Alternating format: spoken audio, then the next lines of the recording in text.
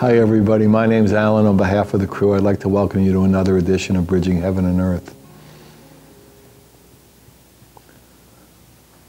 It just seems to me that for all of us here, I mean all of us watching the show and all of us really on this extraordinary globe, this extraordinary planet Earth now, that we have a real gift, a real opportunity, a real calling, a real destiny, a real intention. To bring about almost a revolution in how humans interact with each other, how humans interact with themselves, how humans interact with the trees and the plants and the dolphins and the whales and the mountains and with everything. That we as humans have a real chance now to bridge heaven and earth, to come into a true knowing of who and what we really are and what we're really here to do. And what we are here to do is to joyously and lovingly and collaboratively and creatively feel love and share it. To know that inner truth, to know our true connectedness, to know our true root, our true heart. The oneness that we always talk about, the one that dedicated to the oneness that you saw in the opening video. And what does that mean, dedicated to the oneness? And it means that this show and all the people involved in the show individually and collectively, in a certain sense, have dedicated their lives to the realization, the recognition, the experiencing, the sharing of that experience that we call the oneness. And that oneness is what humans really are. It's that truth, that God, that root, that heart, that unconditional love, the quality that we sense at some points in our lives of us being infinite beings, included in everything that could possibly be.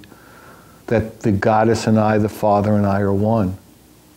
That Jesus said in that particular way, and in a sense every spiritual teacher has said it in another way. But everyone who's experienced it says that that's what we're here to do. And that is our gift and that is our opportunity now. And, you know, to think, to feel, to know that we are given that opportunity that the gift of that potential, of that possibility in this life at this time is just an amazement. In that in itself could be an epiphany for us. That whatever we think we use the expression, whatever you think you are, you're more. Whatever you think you are, you're more. And what does that mean? That means that somehow we limit ourselves, we define ourselves, we conceptualize ourselves in such a way that it's limiting to our experience of ourselves as the infinite, as inclusiveness, as unconditional love, as that vastness we are. And why do we talk, and why do spiritual teachers throughout history talk about being here now, being in the moment, living in the now? Because in the now, there's no past, there's no future, there's no concept, there's no identity of us except to be, in a sense, love in motion. And really, that's what we want. And now there are so many people traversing the globe, dedicated to sharing that experience, to feeling that experience more and more and more, and sharing that experience more and more and more. And what a gift and what an opportunity for us to, as individuals, to be able to have these people come into our homes through television, through the internet, through YouTube, through music, through so many means now, and vibrating that and changing the quantum energy by their very presence, by their very commitment to love. And each one of us has that gift to vibrate unconditional love, because that's really what we are. At the root, at the heart, underneath, around, through what we think we are, the identities we have, what relationship we're in, what country we're from, what religion we grew up in, what religion we believe in now, what sexual preference we are, what height, what weight. At the root of that is our oneness, is our truth, is that vibration of unconditional love. And that's what we're here to know, to experience, to share, and to joyously and lovingly collaborate and have fun together and share these amazing gifts. And there are so many ways that those gifts can be shared through, here we're trying to, or we're doing it through a television show, and we're doing it through an art project, a healing art project. We're doing it through music videos. We're doing it through extraordinary guests that come in from all over the world who have a lot of different ways of expressing their gift and their love and their dedication. And tonight's guest is another one of those extraordinary beings who travels the world feeling love and sharing it. And her gift is music. She's an inspirational musician. Elisa Brown is just an extraordinary being. She was originally trained as a classical singer, and she's dedicated her career and her life to helping others through music, through song. And literally, she travels the world bringing her inspirational healing music to all people who want to listen. And she's now involved in creating just an extraordinary Broadway-quality, transformational theatrical production, using many modalities, music, movement, the spoken word, to basically bridge heaven and earth, to connect all through those energies, those vibrations, to have this extraordinary theatrical production vibrate inclusion, vibrate love, vibrate the infinite. And this is called Shine On New World, and I'm sure Elisa and I will get to talk about that a lot. And it's a very powerful vision. The actuality of it is in process with unbelievably talented and gifted people who basically, whatever their modality is, whatever their gift is, to feel the love and share it with all of us. And as most of you know, we usually show music videos and art videos on the show. And tonight we have two beautiful Elisa videos of her inspirational healing music. One is Ave Maria and the other one is Butterfly, two beautiful music videos. And they're done with another friend of Elisa and bridging, Barry Goldstein, who's extraordinarily talented musician, healer, artist, being. And we've shown a bunch of his beautiful music videos on the show. And also, as most of you know, we're in the middle of really a wonderful gift for us here at Bridging that it came, a while ago as a dream, as a vision, as a healing the heart of the planet, as an acupuncture for the planet, that we would use the Bridging distribution system that goes out all over the world through cable television, through the internet, through satellite, just literally all over the world in those ways. And we have beautiful websites that share the videos and share the art. And that we would reach out to the world, that anybody who produces a new original piece based on the theme Bridging Heaven and Earth, any size, any format, any skill level, any age. And we've received pieces of glass and stained glass and acrylics and oils and sculptures and jewelry and collages of all different sizes and shapes. As I've said many times, go to Heaven to Earth Art, heaventoearth.com, and just give yourselves a little bit of time and just go page after page of this extraordinary art that is coming from all over the planet. Everyone is welcome. It's about the energy of the infinite. It's about the energy of inclusion. Everyone is on the home page as well. If you come back at different times or you click the refresh button, you'll see that all the pictures, there are 9 images of the healing art on the home page. It'll rotate and there'll be different configurations every time you do that. And everyone from the 2-year-old to the 92-year-old, from the world famous artist to somebody who just picked up Sharpie markers, everyone is represented on the home page, and everyone on the planet is welcome to join us. And we have art project shows. We show art on every show. We have exhibits. We have 2 really beautiful big exhibits coming up at a museum gallery in Santa Barbara coming up pretty soon. We put them on, as I said, the Bridging shows. We hope to get them in museums and hospitals as healing for kids, for cancer patients, for anybody. And so anybody who produces a new original piece based on the theme Bridging Heaven and Earth, get it to us here, and we'll put it on the shows, and everyone is welcome. And as of this moment, we've received probably over 470 all new original pieces based on the theme Bridging Heaven and Earth. Go to the website, Heaven to Earth Art, and just go through it and through it and through it. And really, there's no way you won't be inspired, enlivened, and everyone is welcome to join us. And tonight we have 3 beautiful pieces. One is from Berlin, Germany. Ken Henney did this beautiful piece, Endless Love. And someone locally from Santa Barbara, California, Truce Kemperman Mustafa, has done 2 beautiful collage pieces, and you'll see all 3 of those pieces today. But literally over 400 some more pieces have been received. All new original pieces are already been manifested, and about another 600, so we're talking about 1,000 artists involved in this international healing art project. So, and the more people involved, the better the healing. So join me in the first, join me actually for a short meditation, then we'll have Elisa's beautiful first video, Ave Maria, and then Elisa and art and music. So join me in a short meditation.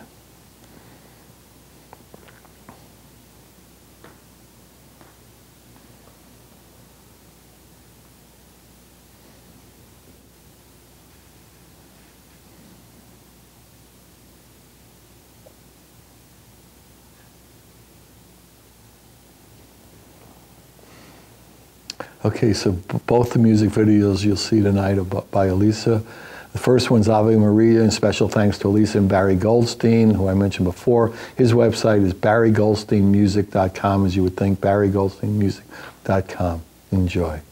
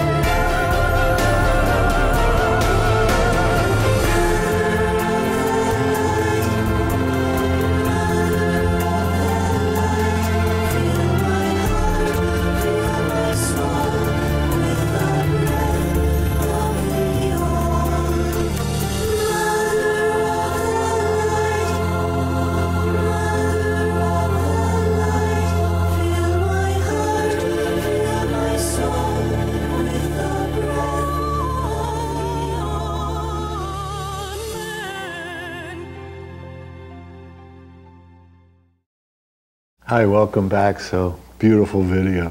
And welcome, Elisa. It was so wonderful. Thank you so much. That you could come and be with us and travel a long way to be here. Oh, it's my pleasure. Really. And so the incredible piece of art you see in between Elisa and I is by Can Henning. I said Endless Love from Berlin, Germany. It's a computer collage painting. Can's website is reconnectyourself.net, reconnectyourself.net. And let me read to you a little bit about what Can says about his manifesting this extraordinary piece of healing art, Endless Love. Dear Alan and Bridging family crew, 1 year after our last mailing now, finally I got finished with my healing art manifestation. I am happy to be a part of the Bridging Heaven and Earth community now. With this image, I send my love to all people of the world, for we are one, and as I am beginning to not only understand, but sense intensely this connection with everyone and everything, I am pouring over with gratitude and honor for the divine and magical life I am, and we are all together. Can Henning, Endless Love. So again, everyone is welcome to join us. It's about collaboration, creativity, love, and healing. So please, go to the website and really feel about being part of that collaboration. So, it's great to be here with you. So let me, when in your life did you know that song and music were your gifts to bring to the world, and that you knew how to be part of your basic service and destiny and gifts to the world? I don't think there was ever a time that I was not singing. Mom said I came out at birth with a lovely high note, and that from that point forward, I always sang. I started singing professionally when I was 8, and I saw the difference that it made in people's lives, and they would light up. Older people especially were really taken with it, and as a young person I was very much drawn to senior citizens. I just enjoyed the wisdom and their sense of gracefulness, and they really enjoyed it. And so I thought, well, this is wonderful. And then I started singing in hospitals for crippled children and children who were terminally ill, and I would just do little productions for them. These are things that I just did because it was my pleasure to give that gift, and I received a greater gift from them because their gratitude was boundless. So I don't know of a time that I wasn't doing this, actually. And when did it become conscious for you that, oh, I get it, this is really part of my destiny, my service, my ability to share love with the world? Well, I had always wanted to be a veterinarian. I love animals, and I would sing to the animals and communicate with the animals. Unfortunately, I have the birth defect with my right eye, and I lost my vision, so that there aren't too many blind vets that I know of. And so I had decided to pursue a career in singing.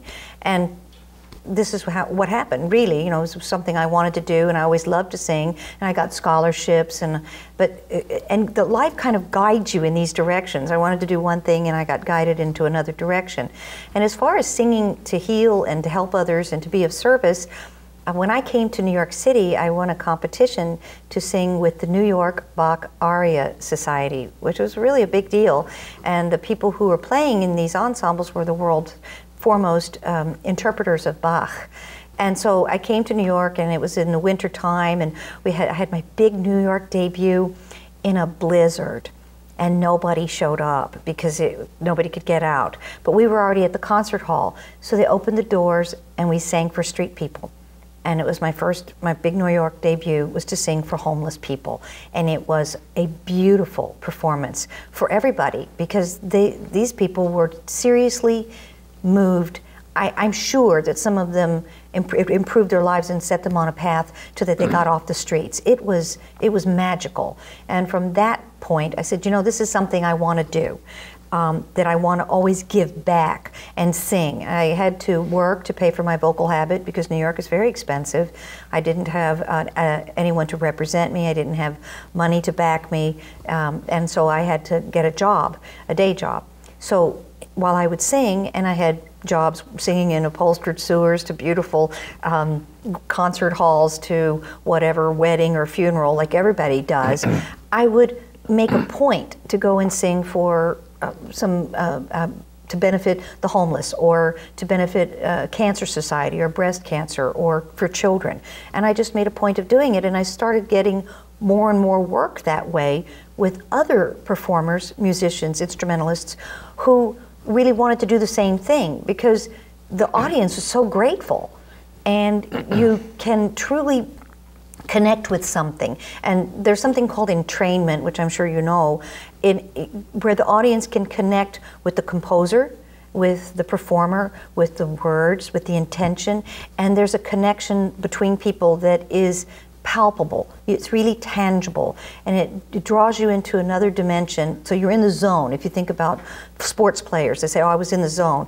And I actually don't even know where I am in these moments, and it's quite addictive. It's very euphoric, and who wouldn't want to do that again and again? And it's just lovely. So that's kind of how it evolved. It was not a conscious decision that that's all I'm going to do. That was the path that was shown to me, and so that's where I ended up. And like you're saying, it feels so good. Oh, it's delicious. It's a spiritual orgasm. You hit these notes and your body vibrates, and you feel that you are vibrating at a frequency with the instruments and the audience, and everyone's buzzing, and it's quiet. And there's a real connection, a connectedness. Oh, like a one. There's a one. Absolutely. And music has this incredible power to transform sound in general. And so, well, plus there are no words, see, there are no concepts with it. It's pure. There's a purity to it, and no interpretation a lot of times. Well, for me, I can make sounds to sing in syllables and intervals. I don't do that. That would be just vocalizing. You do that with your instrument to warm up. But the way that I was taught to sing was to always have an intention. So no matter what, a vocalese, whatever, I have a story that I'm telling in my mind. And as I'm working, let's say I'm doing a piece by Mozart, something I didn't write, or anybody, whatever it is that I'm performing, I create a story, not just about how old I am and the city I live in and my family, but I create an entire backstory. And I take a large piece of art paper, and I write the lyrics, and then I write the subtext, and then the subplot, and the subplot, and I get down to verbs, and what is it? Is it to love, to hate, to forgive? What are the action verbs behind that? And I create this story of an essence that is real to me. If it's real to me, I never reveal it, but if it's real to me and it comes from my heart, it's not contrived because I feel it, then the audience, the listener, whether they're in the concert hall or they're listening to a CD, they'll feel something real, sincere to them that will resonate and bring up a memory, something, and it's a healing. And that I discovered that before I ever heard of sound healing, before I knew these things. This was the type of bel canto training that I was fortunate enough to have, and to work with really great artists, world-renowned, who would touch people with their voices. You don't have to be classically trained to do this. There's incredible singers who have terrible sounds, but they're great performers and they grab you. They're singing with sincerity, and there's not a contrivance. They're not looking to sound like anybody, look like anybody. They're conveying a true message that resonates at the heart level. And if you make your heart sing and your voice sings, the audience heart will sing as well. And it's that vibration. So as I started studying metaphysics and Taoism and these different energies and Reiki and sacred geometry, which I was drawn to these things, I realized I was doing this stuff all along, intuitively. And so it's an intention. And with the human voice, having that power of intention behind it, takes that phi ratio and all the things that people are talking about and makes it really, truly powerful. Goethe said that sacred geometry is just music frozen in time. And so you have this sound, and you can have images in your mind. When I sing, I oftentimes wear the Seed of Life medallion, if it's not showing it somewhere, you know, on my person, because I believe that that has everything in it, and I can draw upon those energies. It's just a symbol. You know, basically you don't need anything, but it's just a symbol, a remembrance, so that from time to time, if I lose my focus, it draws me back. It's like, oh, there it is, there it is. So that you always stay, not even just in the moment as you're performing, you have to think ahead, and then what, and then what, and then what. So you never put your instrument down, and you engage the audience so they're at the edge of their seats, waiting, what else is she going to say? And what next? So that's just thrilling. And so, you know, 30 minutes seems like 2. It's amazing. But it's the same for the audience, because time stands still, because you're in this wonderful healing bubble. So that's what it's like for me. Yeah, I mean, I think that that's, you know, what we really hope to do, is to come into that infinite moment, that unconditional moment, that included moment. So the singer and the audience and the musicians all become this one vibrating essence, in a sense, if it's done properly, of love. Well, if you're fortunate enough, and I have been, but I created it, I had to really work at it. If you're fortunate enough to find other musicians and performers who think that way, instead of this is what they call it, take the money and run, or, you know, oh, they're out of tune, or you have to find people who really, with whom they're professional, they have integrity, they're dependable, but most of all, they're really wonderful people with warm hearts, and they want to share. And they understand that artists have a tremendous responsibility, because what we do, it vibrates through the body. Your bones act as tuning forks. Everything in our body harmonizes at a certain frequency. Actually, there's a Dr. James Jimzewski. He's a Nobel Prize-winning laureate at UCLA, and he discovered something called sonocytology, which is the song of the cells, and that our cells all sing to one another. The notes that he found for healthy cells, C sharp and D, right above middle C, and that all of our notes sing to one another. So if you're if you're performing, and these sounds are traveling through your bones as a tuning fork, and these are dissonant sounds with negative connotation, that's dissonance. What is that going to do to your body? Yeah, disharmony everywhere. Well, so I work with musicians who, yes, you know, everything's not white, it's black and white, chiaro, scuro, yin and yang. So you use those dissonances to show the harmony. So you don't shy away from them, because if you don't acknowledge them, the music becomes really boring. But you have them as a little spice here and there. But your intention is to be healing and loving, and to bring the audience on a truly sacred journey, which is what I look to do with all of the performances. I would prefer not to perform if I can't do something like that. Right, what's the point? Oh, it's meaningless to me. Then that's a take the money and run. Right, that's a take the money and run. And if we're blessed that that particular day, we really don't need the money to pay the rent, then we're very gifted and fortunate, and to be able to say no is like, why would I? Well, and we talk a lot about, you know, if something's not joyous and loving. Why do it? Why? You know, especially if it's voluntary. Mm-hmm. Why would we want to do it? That's right, that's right. You know? Well, it's a joy for me to sing. And when people say, well, where do you sing? I said, I sing daily in the shower.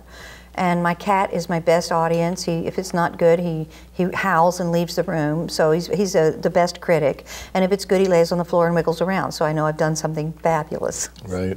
And so when did this theatrical explosion happen to you? And well, why don't you talk a little about that? This is really an amazing story, because I didn't plan it at all. This is another thing that just kind of found me.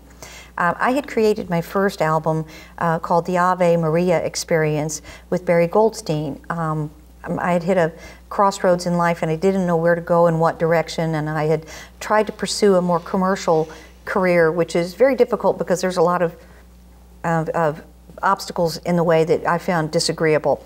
And so I just said, I don't know what to do. So my sister said, well, you still have your voice. Get on your knees and ask God to guide you. Well, I was pretty crabby and very much not in alignment with my higher self. So my plea was, look, I need a sign. Just think big. Whatever it is, think big and make it a divine collaboration, because I don't want to work with people who aren't kind. And the phone rings, and it's a friend who says, why don't you come to the sound healing seminar? And it was Barry Goldstein. I'd never heard of him. So I went anyway, because I thought, okay, that's my sign. Ugh. And he was, it's not too far from the house. And yeah, you know, it was just on the street. I had nothing better to do. Right, I might as well do this. Yeah, right. Okay. So I'm like, oh God, sound healing. And I see this guy playing guitar, and I was like, oh God, it's a folk singer. And I was not really in a good place. Right. I didn't know anything about him, and my friend had me bring some demo CDs. She goes, you know, he's a musician. Maybe you can do something with him. So he starts playing, and he was really good. And the seminar was just great, and this guy was just so sincere. And I thought, you know, he's really not bad for kind of a folk rock artist. You know, he might have a career. And so, so arrogant, so silly. And my girlfriend says, give him your CDs. And I said, oh, these are the crummy ones I made in the basement. You know, they're not very good. Why don't you just play them in the car? He said, I don't drive, so we'll play them here. So he played them and said, wow, you know, I'd really like to work with you. And I said, but you know, you're folk rock. What could we do? And my friend said the guy won a Grammy with Les Paul, you know, for his 2005 Freedom Special. He's a Grammy award-winning producer. He's got his own studio. He's great. So it turns out, he says, I have my own studio in New York. I said, really? What's the name of it? And he said, Think Big. I said, Think Big? He said, yeah, I really want to work with you. I think it'd be a divine collaboration. And so that's how this journey started, with my being arrogant, but sincere. It was a sincere request. And all that is, God, the force, gave me my response very clearly. So Barry and I started working together, and that was the spark of where we are now, because that album had tremendous impact. And I had people telling me, one woman said that she was an alcoholic and a drug addict and had never been able to stop. And she was contemplating ending her life. And the first time she heard the album was the last time she took a drink. Wow. And so when she told me that, she was a waitress at a restaurant I went to all the time. And when I heard that, I called Barry and I said, we have to make another album. This stuff really works.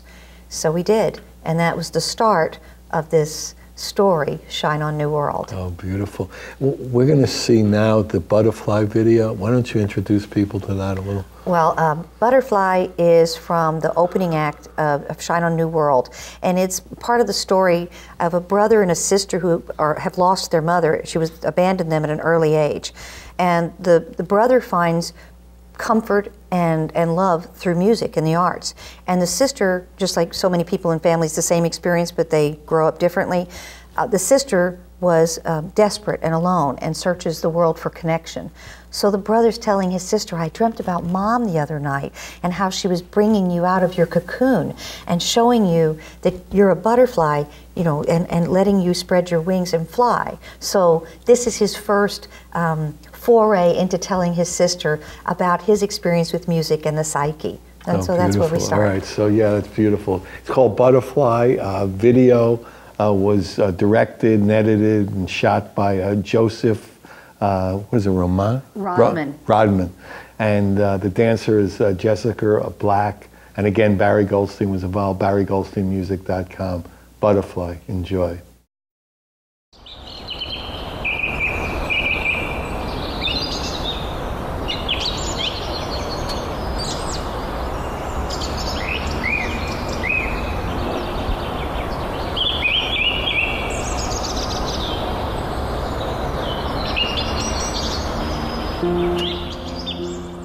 Butterfly,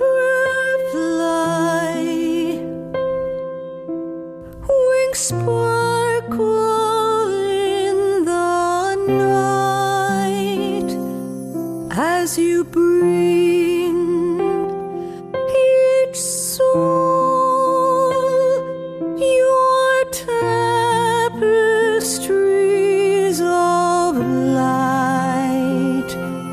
When you find your heart, it's something you just know, and our dreams are seeds that we're here to sow.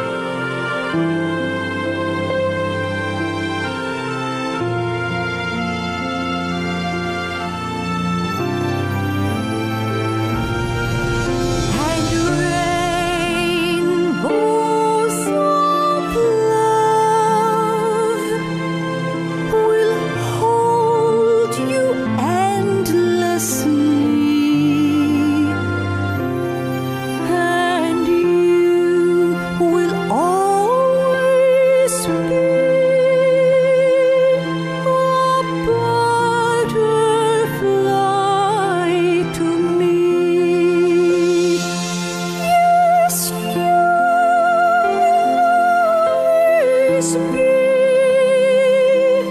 a butterfly to me.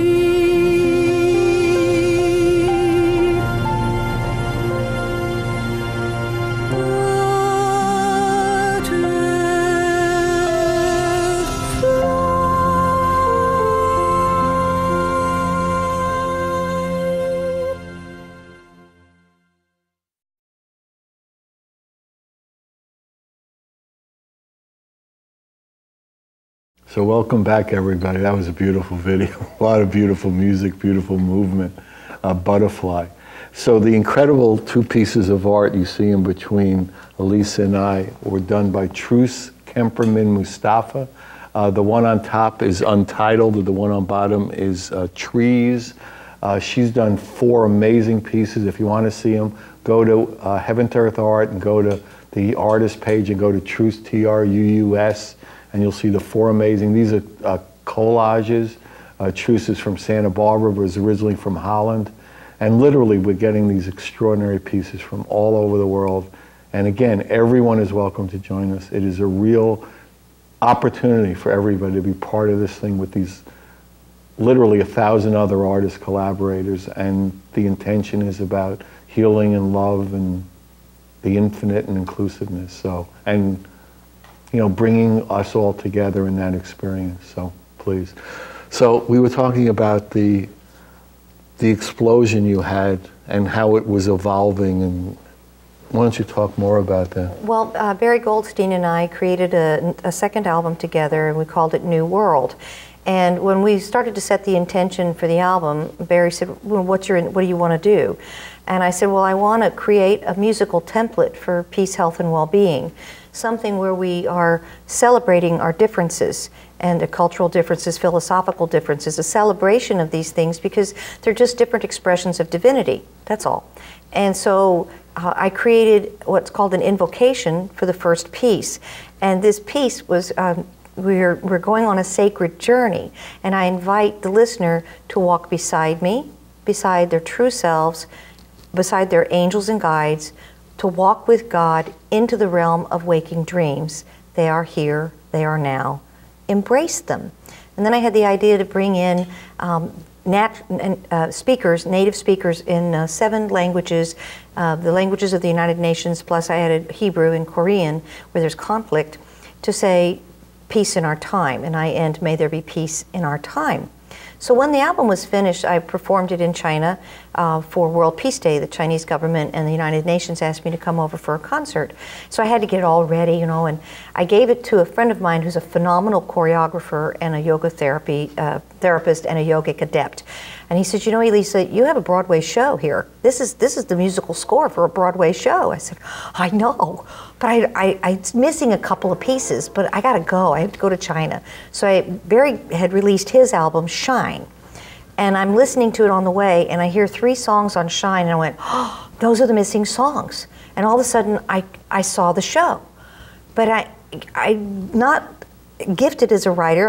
I'm a pretty good editor, but as far as writing a show for Broadway or something, I thought, I know who I'm going to call. I'm going to call Dana Slamp. She's an award-winning playwright, and she's a yogini, and she understands all about this, the power of music. So I called her and said, could you write a storyline for this? Here's the music. I don't know if I want it to be like a loose narrative like Sgt. Pepper's Lonely Hearts Club Band or a real story, but these are the characters. This is what I see. Come up with something. She came up with this incredible storyline of the half-brother and half-sister whose mother was a world-celebrated opera singer who traveled the world dating its richest men. This is not autobiographical, by the way. This was just her idea. We were thinking for a minute. No, not at all. All right. No. All right. Thanks for clarifying. Yeah, right. No, I'm Sister Mary Alterrail, really. All right. Very good. So, anyway, this wonderful story, and so they grew up worlds apart because they were half brother and sister, and so they come together after the mother passes away. She'd gone on a spiritual quest to try to find her true self, and unfortunately succumbed to a common disease and passed away. So when you think about it, we all have siblings or relatives or what have you, and we can all have a different interpretation of the same set of events. So the young man grew up in South America, and he found music and the psyche and the arts to help to heal him. And he comes to New York to see his sister, who's a journalist, and she travels the world in an unconscious pursuit of searching for connection. And she's very bitter, and her heart is closed, and she cannot remember her mother.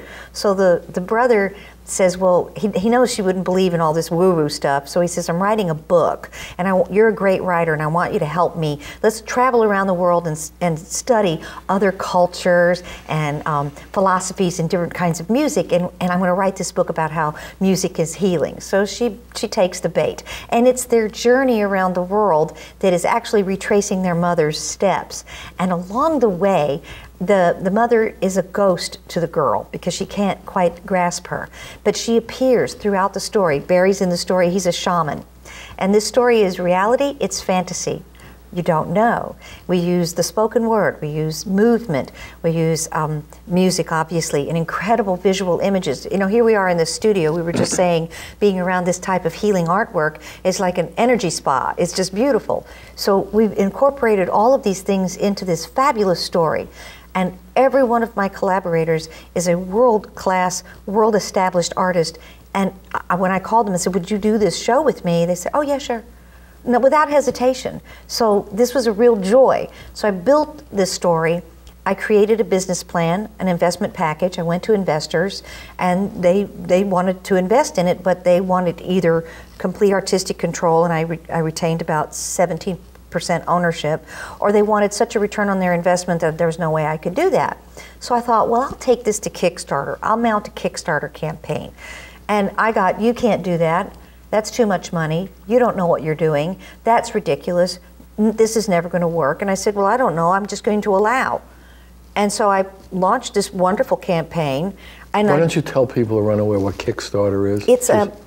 It's when you go to the internet and you ask for people to invest in your project. This is just one of the internet sites that helps you set up this gift giving or this transfer of energy. Right. What you can do is you can create a project and for which you need funding. And you can't maybe go to the bank or your family, you don't have it to be a trust fund baby. So you have an idea and you go to the internet, you create a video, you talk about your idea, and you spell out what it is that you're going to be doing, and then you offer incentives. You incentivize the gift levels. Well, I decided there would only be one gift level for a donation of $39, and that would be a link to the live streaming of the opening night performance. And so the intention was to have this as an opening night and to have the technology and have it available all around the world. All over the world. All over the world. And so I got a lot of media attention, and part of that, I didn't raise the monies that I was looking for, but what I raised was awareness. And it was a beautiful video and beautiful presentation. Well, I mean, that's how you saw it. Right. And so what happened was the gentleman by the name of Steve Toth with Conscious Evolution Media Network out in Colorado contacted me and said, I really like your show and I this idea and I'd like to interview you. So I had an interview. I had a couple of interviews.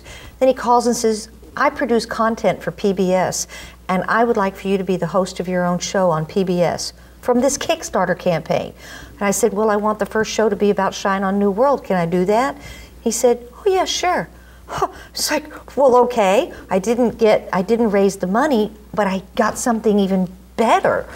And so I talked to my team and I asked who could come to Colorado to film these premiere episodes and who could appear via Skype.